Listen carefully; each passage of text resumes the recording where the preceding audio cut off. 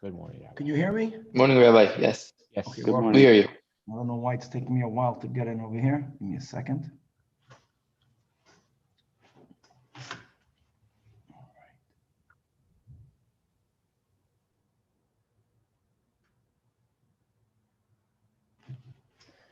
Rabbi, where are you teaching from? I'm teaching from Aden.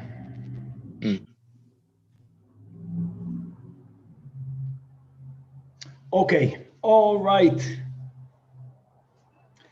With the help of Hashem, we are learning ERUVIN Daf Pei Beis. Chevra, before we begin, as we were discussing yesterday regarding making an Eruv Tchumen here in Los Angeles, and I repeated something many times over, b'shem the local Lubavitcher Rabbanim whom I spoke to yesterday, and a big important clarification or change that here in Los Angeles, this is in the name of the local Rabbanei Anash, we make an Eruv Tchumen as we are learning, because Shaloi L'Shakeach Hasatinoikes, only relying on the sheet of Mavois. Chatzeros. We make an Eruv Chatzeros because only relying on the sheet of Mavois will create a scenario, as many know a fact, that people don't know even what an Eruv Chatzeros is. So we do it, but we do not make a bracha.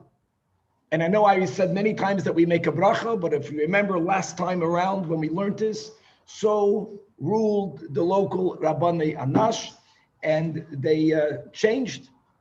And Baruch Hashem, as you know, Ein Beis Medrash V'lo Chiddush, we learned our sugyas. And just to make a clarification on that, that means that seven some years ago, 7.5 years ago, they were then of the opinion that Taka, you're not allowed to carry. You're not allowed to, if you're, now they're saying that the Eruv in LA is a good Eruv. We are machmir, Keshitas Rabbeinu, that Rebbe wanted us not to carry, even though you have a good Eruv.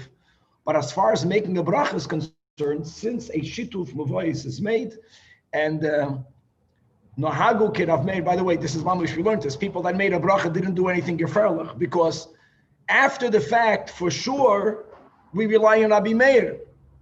Rabbi Meir is the shita that holds that a shituf mavois doesn't take the place of an Eruv Chatzeres. But we paskin like the Rabbanon, and it's a chumrah. We should do the chumrah. That means we should do the schirus from a non-Jew. We should do the Eruv Chatzeres with the Yidden, whether you're going to do it through zikoi, whether you're going to collect food, but we do not make a bracha. Okay, that's gewaldig. Now, before we finish the Perek, we're going to go over an interesting statement that we learned yesterday, that when the word Eimosai, or when the word Bamed Devarim Amurim is written, that doesn't mean that the Tana is arguing. He's not being choilik. He's not disputing. He's being mefarish. And the Gemara is going to challenge that. And we're going to see indeed if that is the case. We're going to speak a moment about the psul midrabanan of those who gamble, that they are pasul le'edus. There's going to be two reasons for that. And there's going to be a real halacha l'maisa nafkemina. One is that people that are not asukin b'yeshuvay shel olam, which is what gamblers are. They're not constructing anything. So they are disqualified, or because based on the rule that asmachta loikanya, which means that when you make a payment based on unfounded expectations, when you make a commitment and a payment based on unfounded expectations, it's not a correct transference of money. The recipient of that money is really a gazlan. And as we'll learn, a person who's a gazlan is not kosher to be a witness. We're going to start the 8th Perek Ketzad Mishtatvim. We're going to be speaking now about Eruv Tchumen. We're going to be speaking about someone putting a communal Eruv Tchumen. But as we mentioned many times, that there is a huge difference between Eruv Tchumen and the other Eruvin. And that is that every person has to really know and desire to have his shvisa at the location of the Eruv Tchumen. Unlike Eruv Chatzeros, that it's a schus for a person, there's no downside in being part of the Eruv Chatzeros, unless there's a Chatzer ben Shtei Muvais, but normally it's to your benefit. By an Eruv Tchumen doesn't allow you to walk more on Shabbos. It just changes the area where you can walk. So therefore, if you want to walk to the east and someone places an Eruv Chatzeros to the west, it's to your detriment. So you have to be aware of it. We're going to be learning about scenarios where the privilege, let's say, of the Eid of Tchumen could be conferred on a recipient without his consent, particularly a minor. We're going to be defining the katan should sarach li'imai. That's automatically included in the Eid of Tchumen of his mother, versus a minor that not sarach li'imai. You have to place an eruv for that minor. Very interesting sugya about that.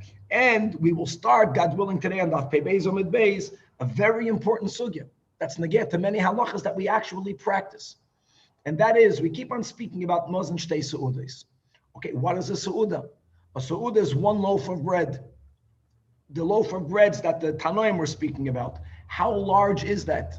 That's very much negeya, because there are many shiurim, achilas pras, the time that it takes you to eat a half a loaf of bread. So we have to define how many egg volumes is one loaf of bread to determine how many, half of that is achilas pras, that will determine zmanim. We're going to have really a machlokes tanoi, and we're going to see how this mamash, we're familiar with this, we just don't know where it comes from. Shiurim on Yom Kippur, God forbid, if a person can't fast. So they break it l'shiyurim. What's the shiyurim? You space out both the eating and the drinking, the time that it takes you, achilas pras. How long is that? So we know, we try to go 12 minutes, but if you can't do 12 minutes, you go to 9 minutes, and you go to 6 minutes, and you go to 4 minutes. I'm not paskening, I'm just saying these are the shitas. All of this comes from ERUVIN Pei Beis Amud Beis. Okay, let's start on Pei Beis Amud Aleph. 2 lines from the top of the Amud Gufa.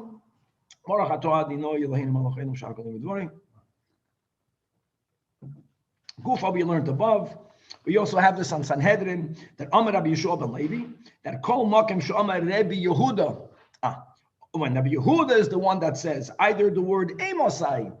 So there's a Tanach, and then he says, Rabbi Yehuda Amar Amosai, when, or when Rabbi Yehuda says the words Bameh normally is Bameh Devarim Amurim, right, regarding what? The Mishnah Seinu, it's not that Rabbi Yehuda is arguing, he's simply explaining, but there is no machlokes between Rabbi Yehuda and the prior Tana. Says the Gemara, very nice, that is what we learned yesterday. Machlokes. Rabbi Yochanan says it depends. I agree with you, Rabbi Yeshua ben Levi, if the choice of word that the Tana Rabbi Yehuda uses is Amosai. Amosai is Taka Lafarish. But whenever he says Bameh, normally it's Bameh Devarim Amurim, there it's already lachlik. There it's a dispute. Okay. Both of them agree that Amosai is Lafarish. Says the Gemara, the Amosai Lafarishu. Now this kasha will be on both Sayin Rabbi Yeshua ben Levi and Sayin Rabbi Yochanan. V'ha Tanan.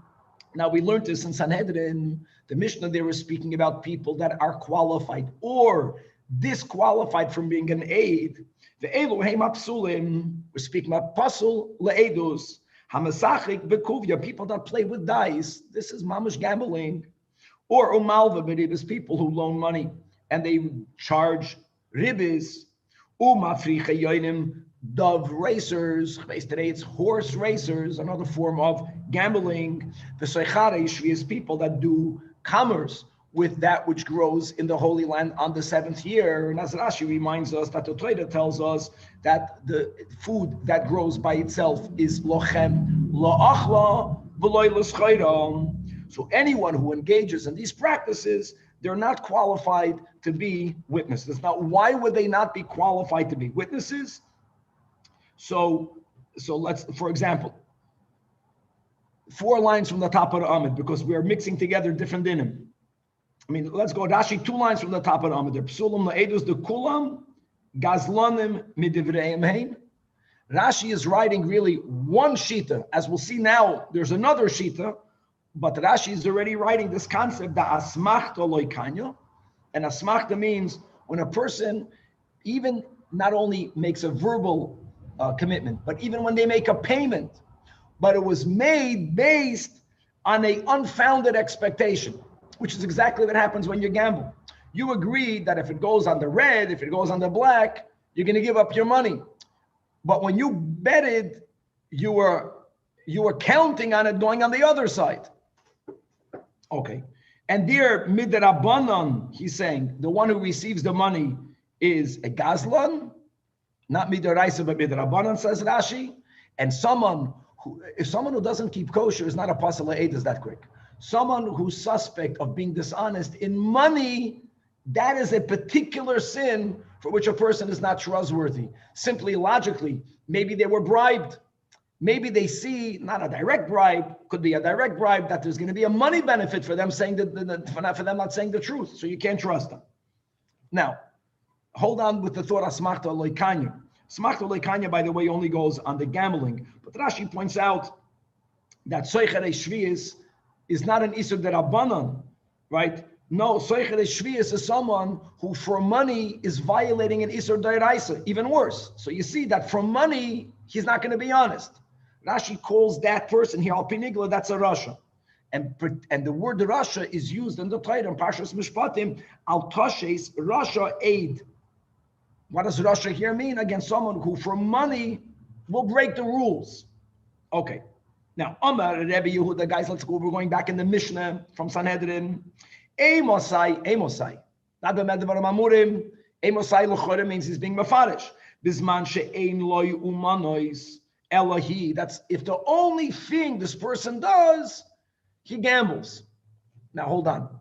If the reason why a gambler is partial edus is because he's a gazlan midivreim, because asmachta loikanya, what difference does it make? Makes no difference if he does it. I only steal once a day. What, that makes me a psakasher aid? No, that's why Rashi adds that it must be that the Rabbi Yehuda understands that the reason why someone who gambles is not a kosher aid is because he's not oisik b'yeshuvah shel olam. We want people to be occupied in doing something to the benefit of society. Gambling doesn't add any benefit. You're not building, you're not giving a service, you're not teaching. Interesting concept. Now, if a person has a profession, this is a side thing, then there are people that are asuk in the yeshuvah shel olam. In other words, this whole line that we read in Rashi of asmachta loikanya, the Gemara is going to say it later, is not the sheet of Rabbi Yehuda. Okay. Well, if I'm reading inside Rashi, ulafisha ein asuk in the yeshuvah shel olam, the kiven the ein makirin ubekiyim betoirach v'tzar b'nei adam, ein chasem al chavereim al hafsidei mamon. Even soichere shvius, the food that grows is so easy. Was when a person's livelihood comes, look at this concept, without any effort, or with a very minimal effort, they don't identify, look at these words of Rashi Gavaldik, with people's tsar. Now, when a person is a false witness, they cause the innocent party tsar. If they don't understand what that means, then they're not going to have that boundary. They're not going to have that the inner moral compass to say, I can't be a false witness. I'm going to cause other people tsar. He doesn't know what that means.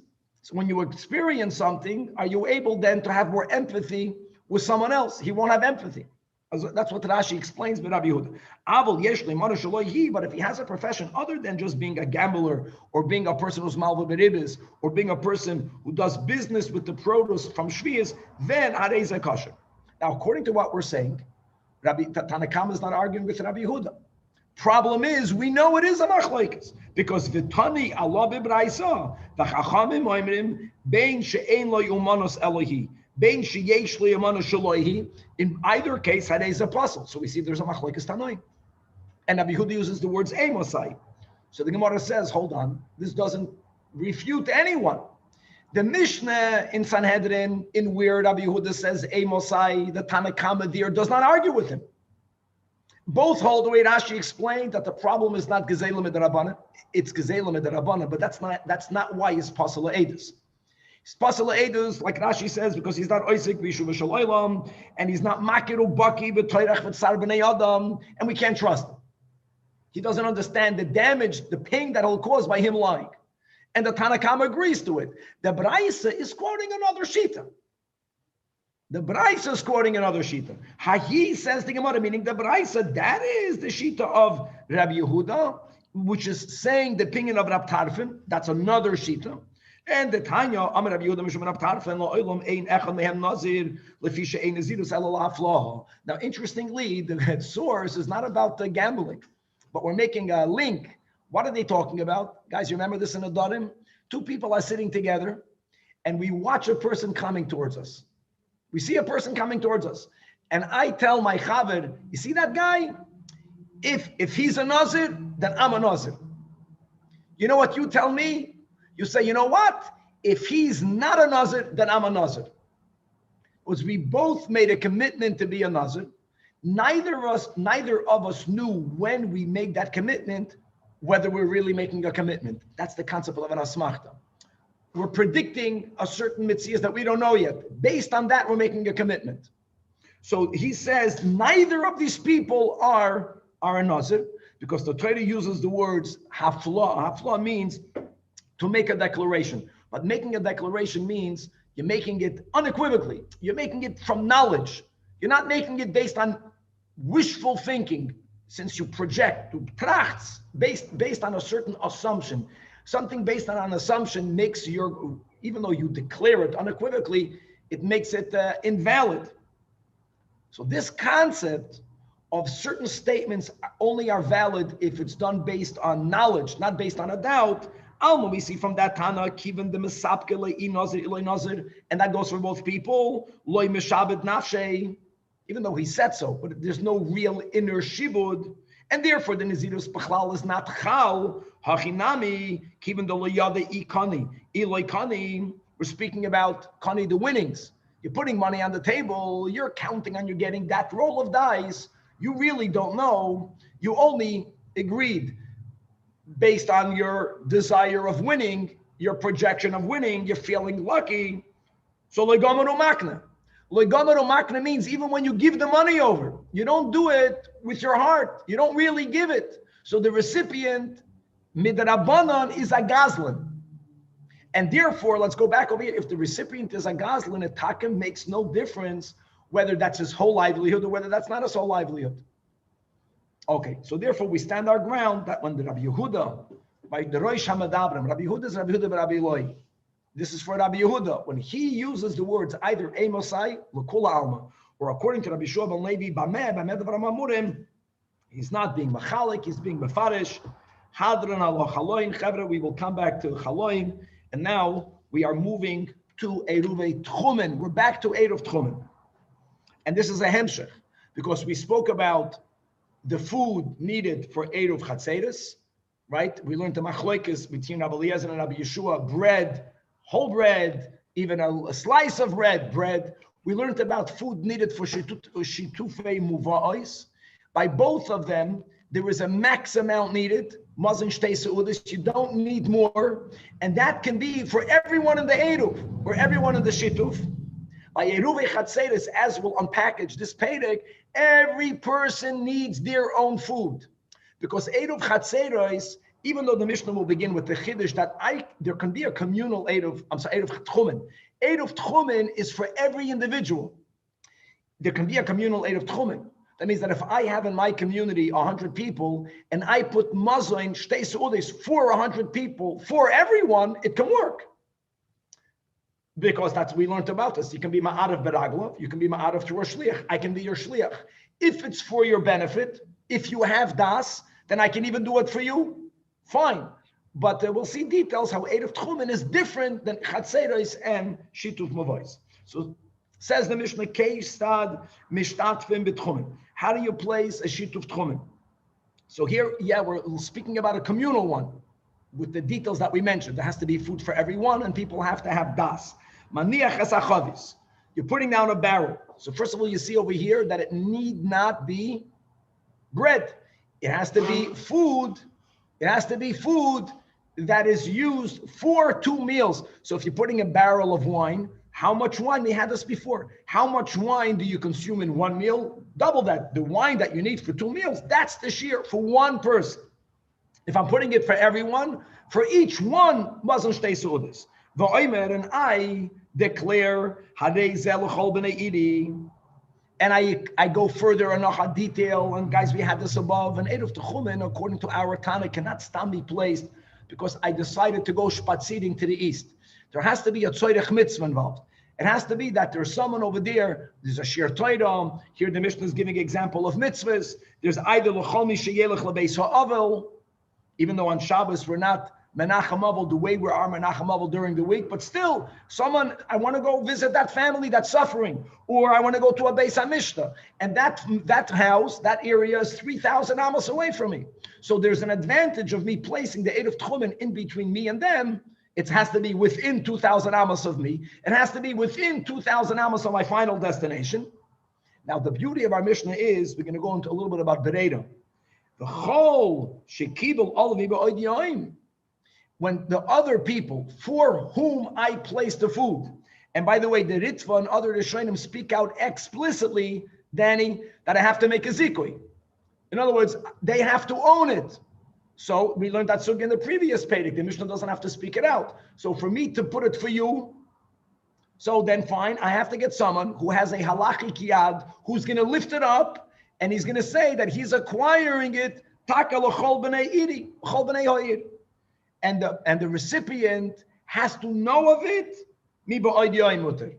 But if mishatechshach, this is the literal words of the Mishnah, if the person, I was mazaket to them, but we're going to change this in the Gemara, but we're reading the Mishnah now. If they find out after dark, it's asr, even though they want it.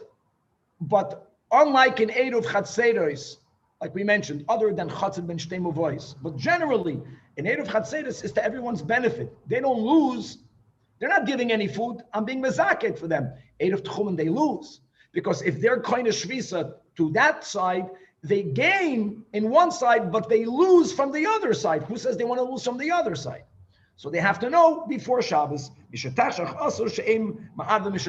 the obvious question the Gemara is going to bring up right now is that if you subscribe to Bereda, as long as the zikah was made before Shabbos, I was mazaket for you, and you found out during Shabbos, if Bereda would mean that retroactively you wanted it. Why does the Mishnah insist that you need to know me ba'od yoim? Do we have a diuk from our Mishnah that ain't Bereda? And especially, guys, we know that al pi halacha we take a paskan ain't Bereda by dinei Torah. Yesh Bereda by the Rabbanan. This is the Rabbanan. If we don't paskan like Rabbi Akiva, walking more than 2,000 amos is us midrabanan, then we should say Bereda. So let's start. First of all, Amar Rabbi Yosef, from the fact the Mishnah gives the examples of Beis Avol, Beis HaMishnah, Ema Arvin, Elul Var Mitzvah. I need Rabbi Yosef, even without Rabbi Yosef. Anyone who reads the Mishnah will understand it. Tanina, in our Mishnah. And why would the Mishnah have to give examples? That's the whole point. No. Says the Gemara, there's a chiddush of Rabbi Yosef. No, the Mishnah is giving examples. But it has to be Lidvar Mitzvah. Now comes what we just mentioned of Bereda. When the Mishnah says you have to know mi ba'od yoim ishamat mina that ain Bereda, even by ERUVIN, Eruv Tchumen, which other aside of Rabbi Akiva's the Rabbanan, because the yesh Bereda, why would we not say Tiglim milsalim afredim ba'od yoim havanichalei? The Eruv was placed mi ba'od yoim. The zikoi was made mi ba'od yoim. Why do I care if you only found out about it later? So Amar Avashi, no proof. And Avashi learns the Mishnah different. It's like Rashi in Chumash. You read a pasuk, you understand nothing. Ravashi holds that hoidiu v'lo hoidu kisani. What we need is not for you to consent me ba'od yoim. We don't need that. Yesh Bereda, or at least perhaps yesh Bereda. One thing we need you to know that someone was mezaka the Eruv for you.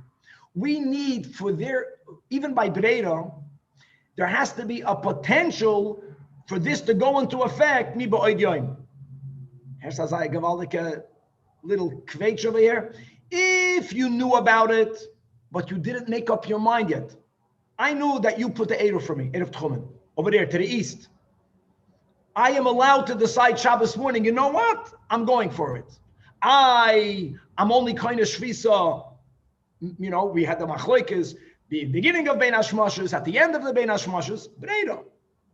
But I needed to know about it. If I don't even know about it, even if you subscribe to Bereda, then you can't say it goes back retroactive to what? There was never even a potential for me to be kind of shvisa because I'm the Eruv Tchumen is for me, not for you. That you're kind, you put it for me. It means nothing. So you need to have knowledge of it being there to say retroactively that knowledge was taka koine shvisa. If there wasn't even knowledge, has nothing to do with bereda. Even if yesh bereda, without any knowledge here, it would not be shaykh for you to have the eruv affected to change your location of residence. Go. So we learned, remember the Mishnah we learned before. Same thing, if I had a doubt, there was a darshan to the east, a darshan to the west. I can put an eruv to the east and to the west. I know it's there. I don't know yet which one I'm using. And a person can, we learned the Mishnah, I can say, I'll decide tomorrow. If you say yesh bereda, you can do that. But again, I knew before Shabbos that there's a possibility for me to go here or there. You can be mezaka, but you have to be koine shvisa. And we say yesh bereda, but you need to know that's the point to where the retroactive goes back towards. Okay, guys. And Rabbi, I cannot set an eruv tchumim if I just want to go to my friend's house. I can only do it if I'm going for a dvar mitzvah. This is like what we're learning here. Your friend is avas reim, avas yisrael. Depends how you stretch a mitzvah. Correct. It has to be done. There has to be some tzarich mitzvah. Omar Rav Asi. So Bekitzer, when you learn the Mishnah, there's one nekuda from our Mishnah. You know what that is? That is that the Mishnah spoke, like when you spoke out the Ritva, every Yid needs their own native tchumen. Yes, I can put it for you if you know about it and you want it. But for me to put an native tchumen, for it to work for you, that doesn't work. Says the Gemara, there is an exception. Amar Avasi, Koten ben Sheish, Yoitze be'eruv imoy. That up until he's ben Sheish and younger, the way Rashi says, I'm reading inside the words of Rashi, even though irva ima la'atzma v'loy zichsoloi be'eruv. Not like the case of the Mishnah. She only made an eruv for her. The koten is automatically included in her eruv. I don't get the ben sheish. We're not going to challenge the concept that there is a certain age of a koten that he's so young, he's included with the mother. Fine, but ben sheish? Meisvei koten shetzarech le'imai yoytze be'eruv v'she'ein tzarech le'imai ein yoytze be'eruv imai. In other words, Rav Asi is not being machadish the concept. That's already a Mishnah. Rav Asi is adding the age. So asks the Gemara, yeah, you want to know the age? Let's go. V'tnan nami, before we come to Amiroim, let's go to Masechta Sukkah. By Sukkah, we learned a similar din, not regarding ERUVIN, but regarding a koten that needs the mother versus does not need the mother. This is a very psychologically interesting Gemara. Koten she'ein tzarech le'imai. From then on, because of chinuch, chayiv means chinuch, chayiv b'sukkah. And as we have, throughout different mitzvahs, the mitzvah of chinuch for different mitzvahs begins at different ages. So first, the Mishnah speaks about a concept. From when do you have to educate your son to sit in the sukkah? From when he doesn't need his mother. And v'havin and ba'al, when they learned this in the yeshiva, they asked, what's pshat? Ve'ezeu koten she'ein tzarech le'imai. So again, this is typical. Before we give ages, they gave concepts. Amar devei Rabbi Yana, in the yeshiva Rabbi Yana, they said, Kol shenifna ve'ein imay mikanachtoi. When a child relieves himself and he doesn't need his mother to help him wipe himself, that's called ein tzarech le'imay.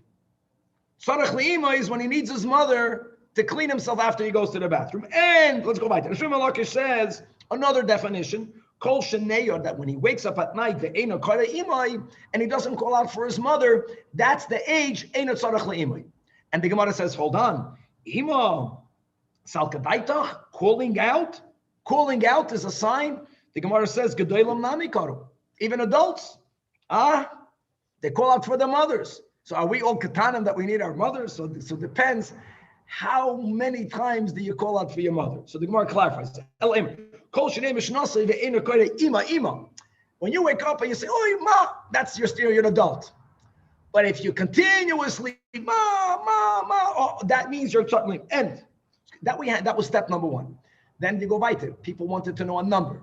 As we come closer to our times, we couldn't deal with these explanations because it's not clear. The last line of them, and MERCAVA. And what is that? Here's the problem. It was already established. It's Rabbi Yana, Rabbi Shimon ben Lakish, that both according to one and according to the other, it's either 4 or 5.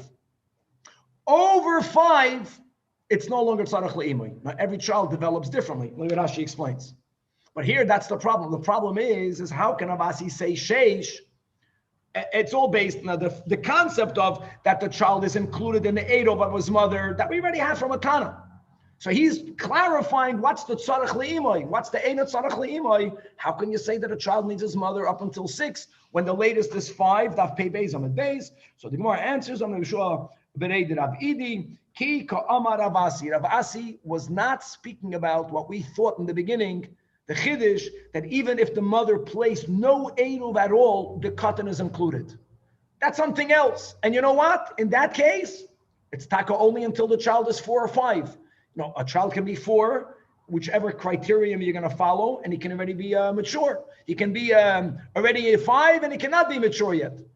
No, Rav Asi was speaking about another case, not where the mother Bechlal didn't place an eruv for her child. No, Rav Asi was speaking about a case where the father and the mother, each one placed an eruv for the child in an opposite direction. That's a whole different thing. Not no eruv, but 2 eruvim. The mother placed where she wants to go, the father placed where the father wanted to go. Good. So now the question is, which one is he included? That's something else. That's something else. Well, to say that he's included even if no one placed eruv tchumen for the child, that's only when he's 4 or 5. When he gets older, a eruv has to be placed for him. But now there's another question. If the father placed and the mother placed, which one is he by default included in? That's different. So here we're saying, Rav Asi is saying that until 6, he's still included with the mother. He's still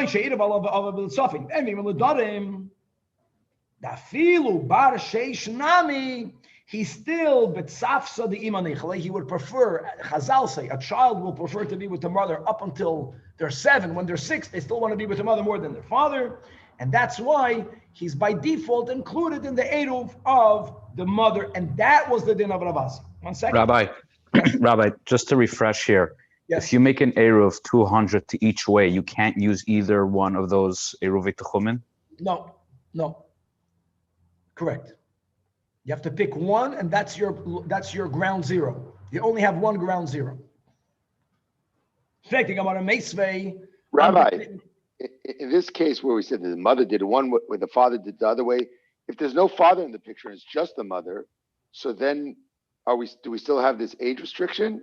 Like what? No, when I guess it's only. Let's say the kid is 8 years old, but it's only the mother. There's no father making. So very good. So let me speak out. That if he's older than Ben Bar Chamesh, an eruv has to be placed for him. But when the eruv was placed, then he goes with his mother. Once you are an adult, you have to have your own das.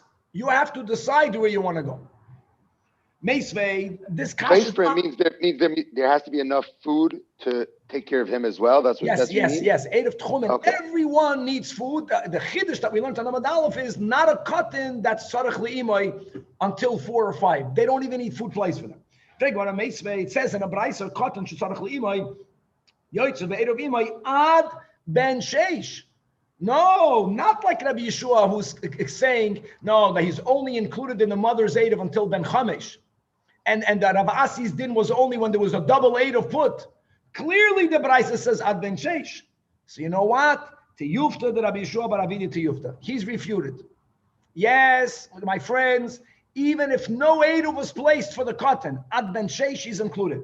But now the question is, let me tell you the Rav Asi.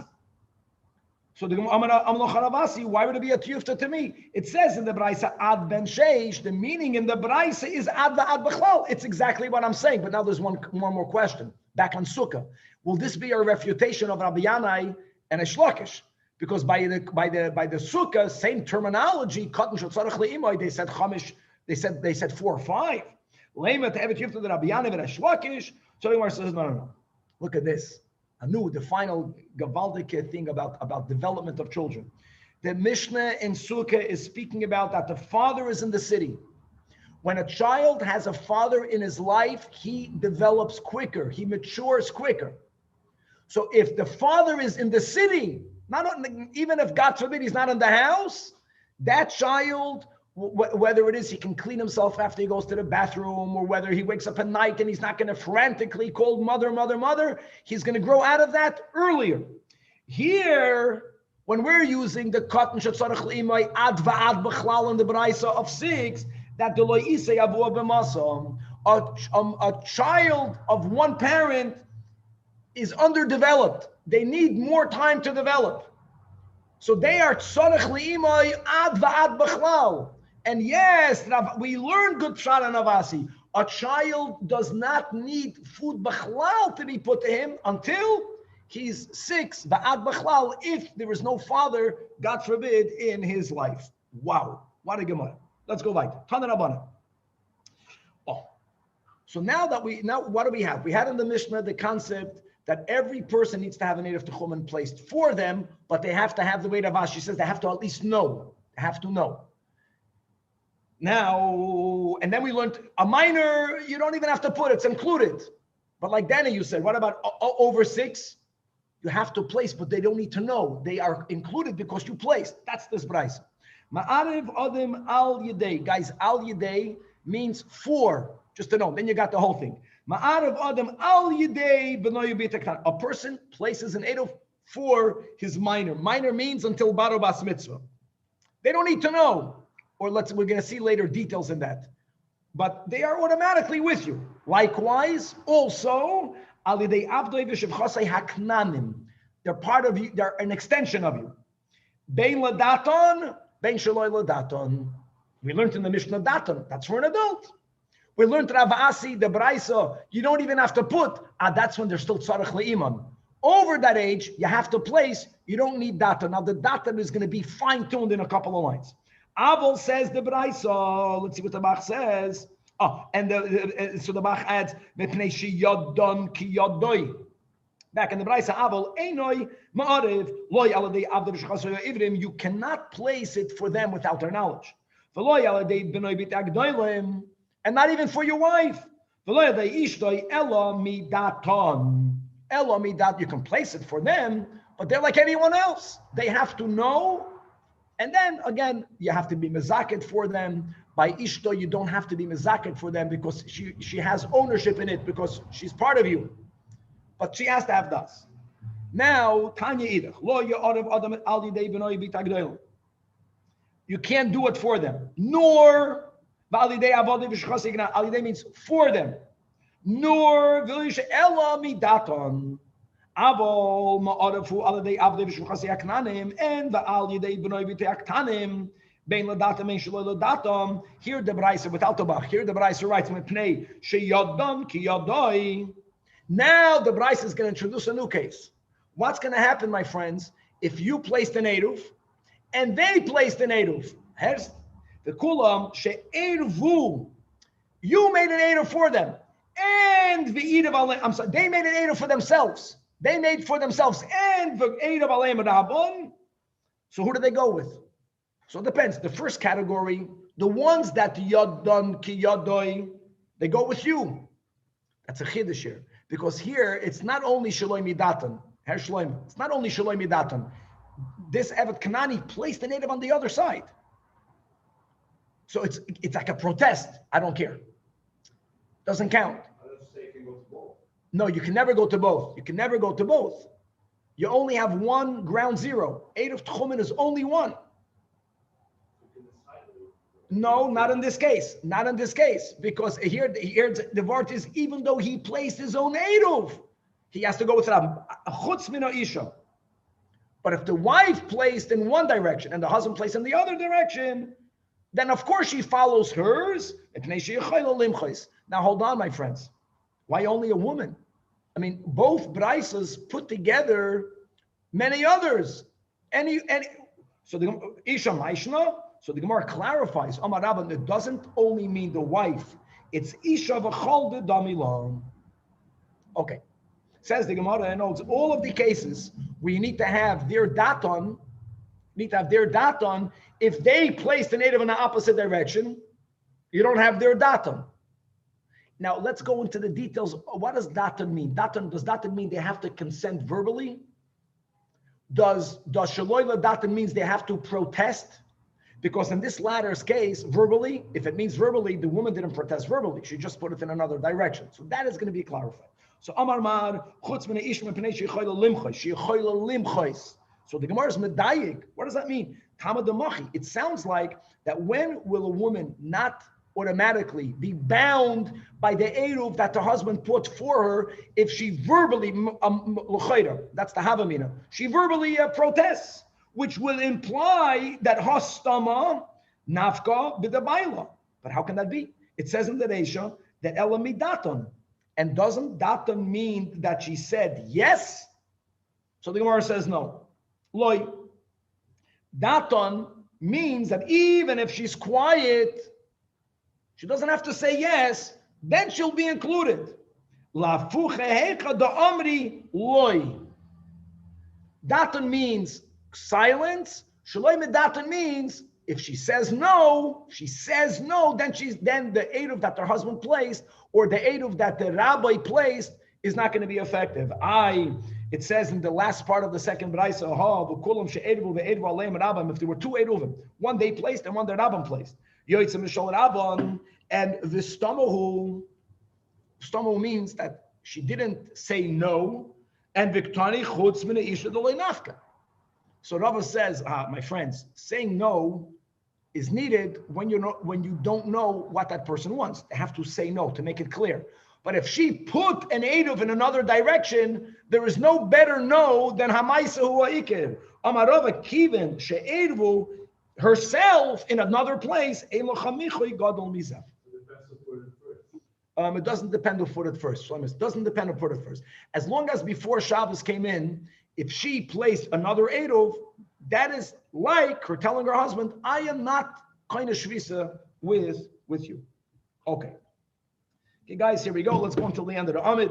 It's an easy Mishnah, but like we mentioned, it's amazing how this Mishnah is here.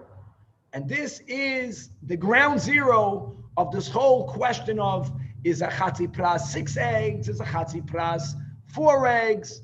V'chulei, v'chulei. And that will affect the zmanim. There's so many halachas that are dependent on the time that it takes you to eat a pras. Now, a pras means a half a loaf. We're speaking here about a full loaf. Just to get it clear, a full loaf here, even though we learned yesterday that you can be ma'arev or mishtatev with little loaves of bread, ki'isir, even according to Rabbi Yeshua that it has to be a shleimah, it can be a little. But just to know here, we're speaking about you have for a meal. We're going to speak about loaves, and from that we'll extrapolate to half a loaf. There's actually one place in halacha that halacha is determined on the time that it takes to eat a quarter of a loaf, a half of a half. But let's begin with the Mishnah. Kamu shiurai. So, my friends, mazan shtei seudas. Mazan shtei seudas. But here is the nuance. L'chol echad v'yechad. Unlike in eruv chatzeiros, guys, let's remember this. If you don't have 18 people, everyone has to give a groigris. To have a sum total of a mazan shtei seudas. By a shituf mavais here in LA, there's so many Yidden for whom you make the shituf muvais. You know how much food they place? Mazin shtei seudas for all Yidden. 1 million Jews can be included, and it should be more, is included. By eruv techuvin, yes, we learned in our Pedic, I can be mezaket for you. But for every person, there has to be mazin shtei seudas. That's number one. Now, how do you define shtei seudas? Now, I know that we learned it's 18 groigris. We're not going by this over here. So the first two Tanaim and the Mishnah are almost, again, the Tanaim do this. They don't give a shiur.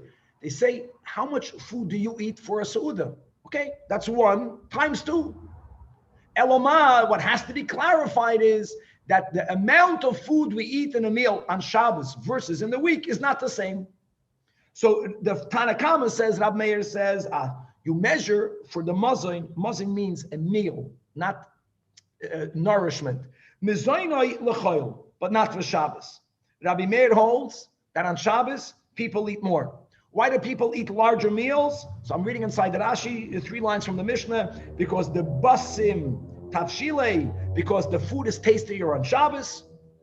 And since the food is tastier on Shabbos, it's just a nature, says Rashi. For Amri Inchi, people say, because if you're full, you know what it means? It means they don't like your food. If they would like your food, that's what my mother told me. You would eat more. If you would enjoy it, there's always room for more. So since people eat more on Shabbos, you count it l'chayil. Rabbi Yehuda says, Rabbi Yehuda is not arguing in concept. He's arguing in Metzias. Rabbi Yehuda holds that people eat less food on Shabbos. Why, says Rashi? Because during the week you have 2 meals a day. On Shabbos you have 3 meals a day. People don't like to be stuffed. So in order for them to be able to eat 3 meals, right, especially Shabbos day, they're not going to eat a big meal because then they're going to be full for Shalosh Shudas. So they eat a smaller meal. They both mean the same thing. And the Mishnah says,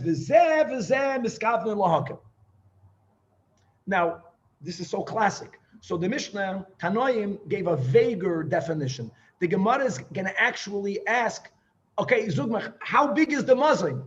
The Gemara is going to give a shiur for Rabbi Yehuda and Rav Meir.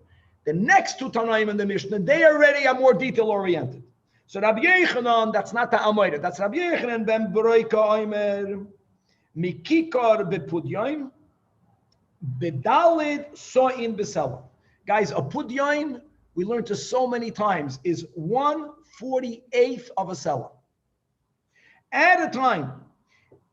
Now, when one selah would buy for sa'ah, or same thing in other words, at a time that one selah buys 24 kav of flour, at a time in a place where the price, one selah buys 24 kav, a pudyon is a 48th. So you tell me, so what's a 48th of 24? A half. A half. So when one pudyon buys a half a kav, that's 2 meals. Which means, how much is 1 meal? A quarter of a kav. I'm just saying, 1 meal is a quarter of a kav. Forget about the worth. Now, just to know, a half a kav is 12 eggs. It's 12 eggs. No one debates that. So if a quarter of a kav, and if that's the way we're learning pshat, if a quarter of a kav is 1 meal, so how much is a meal? A meal is 6 eggs. So just remember that if a meal is 6 eggs, so whenever Chazal give a sheet of prusa, it's 3 eggs. Okay. Rab Shimon Omer, much less. He's not linking it to the price of the flour. He's not beginning from there. He's saying like this. Shtei yadois means 2/3. Lekikar, misholosh lekav. When one loaf is 1/3 of a kav, so then what's 2 meals? 2/3 of a loaf. Nachamo. If one loaf is 1/3 of a kav, 2 meals is 2/3. 1 meal is 1/3. If the ganze loaf is 1/3 of a kav, so what's 1/3 of that? 1/9 of a kav.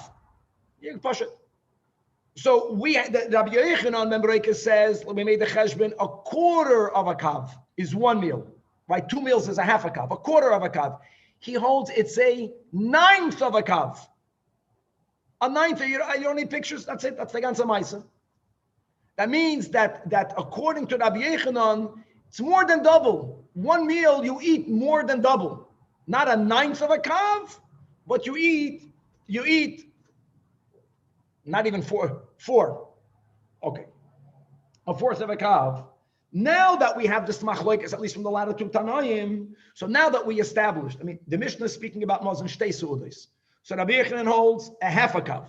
Rab Shimon holds 2/3 of the loaf. But that's 2 meals, like we mentioned. So 1 meal is a quarter or a 1/9. Now that we have in halacha the shiur of a chatzia, it's called a prusa. Chilas pras.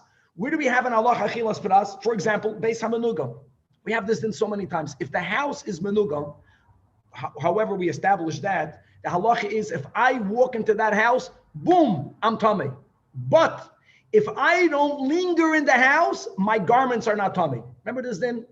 But if I stay in the house for a longer amount of time, then not only am I tamei, my begodim that I'm wearing is tamei.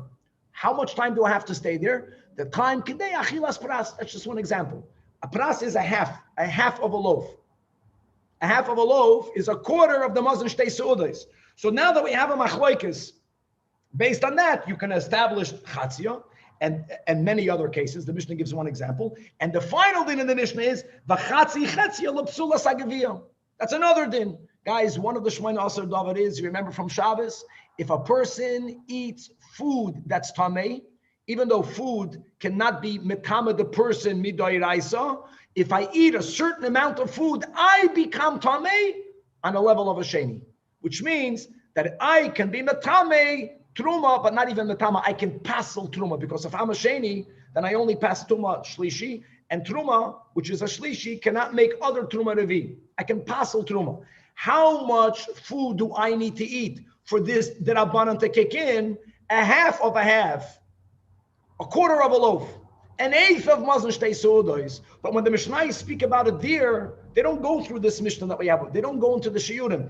This here we have ERUVIN daf pei beis over beis to make it geschmack. We have here the machlokes of these two tanoim. Now, really, it's a four-way machlokes tanoim. But Rav Meir and Rabbi Yehuda Aleph, they hold the same shiur. They use Shabbos or Choil, the smaller one, and they didn't clarify how big is the meal. The Gemara will have to do that. So the Gemara's kasha is, Rabbi. yes. Just quick. a quick question. In terms of the difference between Rabbi Yechon ben Breka and Reb Shimon, is it just about the size, or is Rabbi Yechon ben Breka saying you actually need a whole loaf? No, it's about the size. Just about the size. The volume. Okay. It's how many egg volume does the food have to be? And my friends, all of this, if it's bread, we had this earlier in the Masechta. If I'm putting chavis is not bread. I'm putting wine. Remember that? It's how much wine do people drink for a meal times 2. That's important. We're only learning about bread over here. So first of all, the kama mazon shtei seudos, Rashi says, the Gemara wants to know, according to Rav Meir and Rabbi Yehuda, you're telling me that v'zeh is chaven and lohakal, but how much is it? And you know, they don't give a weight. Today you would give a weight, a kilo, a pound. No, the Gemara here is using breads that everyone knew the standard size of that bread. Amar Rabbi Yehuda Amar Rav, tar terifta, 2 breads, ichader yasa. The Poyarin, they had their standard side. The peasants had their standard side breads. 1 bread, both for Rav Meir and Rabbi Yehuda, that's mazon for 1 meal. Ashleim, so mazon shtei seudos is 2. First white line of Ada Barahava Amar. I'll give you another prototype. Tarterifta from the city of Nahar Parpesa. The Chevra that lived in the village on the river of Parpesa, they had breads. There was a mold. 1 was 1 seuda. 2, that's what both of them refer to. Omar le Rabbi Yosef. To Rabbi Yosef, the son of, it has to be Rabbon. Avuch Keman, can't be Rava, because Rava was a Talmud of Rabbi Yosef. Why would he inquire what Rava holds? He wanted to know what Rava holds. Ukaman Sviralei. So he responded, Rav Meir Sviralei. So he says, Rav Yosef, Ano Nami Rav Meir Sviralei. And they're not arguing, like we said, on the size. The question here was, when do people have larger meals? Shabbos or weekday? No, it's how are you noyig? I'm like Rav Meir, I eat more on Shabbos. Because they eat Rabbi Yehuda kasher, Adam and Inshi. People say that that the stomach, right, is able to become wider when you're eating something that's geschmack. Shabbos, I eat more food. And really, you should know, when we're going to learn in Be'ah the concept of a neshama yisera, we're going to actually, al pinigla, apply it that we are capable of eating more. I just want to chap another few lines. So Rabbi Yechanan and Breka Omer. So we made the cheshbon, we made the correct cheshbon. That according to Rabbi Yechanan, it's 1/4 of a kav, 1 meal. According to Rabbi Shimon, it's 1/9. Well, here we have a problem. We learned in the Braisa, herverter, ukroivim divrayim liyoishavin. Rabbi Yechanan and Rabbi Shimon are kamat zalbazach. I know, B'chlal, we're not speaking about a large amount, but if one is basically double than the other, you can't say kroivim. So the Gemara says, mi dami. Did Rabbi Yechanan Bruka, as we cheshbon, arba'a sudas lekabel. Guys, same thing. If one meal is a quarter of a kav, the wording is different. They're saying that one kav is 4 meals. So he holds that one kav will give you 4 meals. 4 meals. Rab Shimon gives you more than double. But Rab Shimon, because if one meal is a 1/9 of a kav, I'm going to say the same thing in flip. One kav is going to give you 9 sudas. Rab Shimon's shiur is more than double than Rabbi Yochanan. So Amar Rab Chizda, no, you're making one mistake. Guys, don't forget that Rab Shimon never spoke about the value of flour. Only Rabbi Yochanan Mamruka did. When Rabbi Yochanan said it, he says, that's in the time that one seller buys 24 kav. Hold on, he says, say mehen shlish lechenveni. When you go buy, so let's go to the pudyon. One pudyon, we said, based on that, if one seller buys 24 kav, a pudyon is a 48th, so you have to do half. 48 half of 24 is just 24. In other words, one pudyon buys, one pudyon is going to buy the half a kav. He says, no, not so pashut. It doesn't work that way. Because when you give the chenveni, when you give the baker the one pudyon, what do you think? He gives you right away a half a kav. He won't give you a half a kav. Where's his profit? He deducts for himself a third. You get a third less. So instead of it being 1/4 of a kav, one meal, it's going to chop a third less. It's going to be a 1/6. You get? Because 2 is the third. But still, we're getting closer. So according to Rabbi Yochanan, muzzling for one meal is not a quarter of a kav, it's a 1/6 of a kav. So the Gemara says, Vakata lamar, tisha lamar shist. Okay, you're getting closer, but how can the Baraisa say, Kroivim divrayim? So don't quote this Rab Chizda. Rab Chizda made another statement, which is a problem. He's contradicting himself. He says that when you give money to the baker, he doesn't take the money a third, he takes half. Say mehem mechza lechenveni. So instead of it being a 1/4, how much do you have? You have an 1/8. An 1/8 to a 9th, that's the kroivim. Yeah, it's not the same. The Baraisa didn't say it's the same.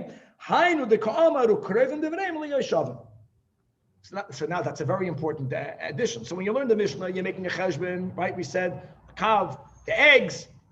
No, we went mamish half. Not a quarter of a kav, an 1/8 of a kav. The problem now will be on Rab Chizda. How much money does the baker keep for himself? Depends which baker. The Gemara could have answered Schwartz or the least. The Gemara gives a different answer. How much does he take for himself? So the Gemara says, like Kasha, you know what the bakers did? You would give them money and they would bake the flour for you.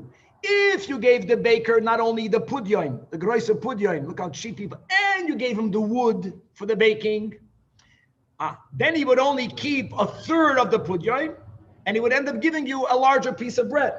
But when you don't give to the balabais tzivei, the balabais doesn't give the baker tzivei, then he keeps half of the value.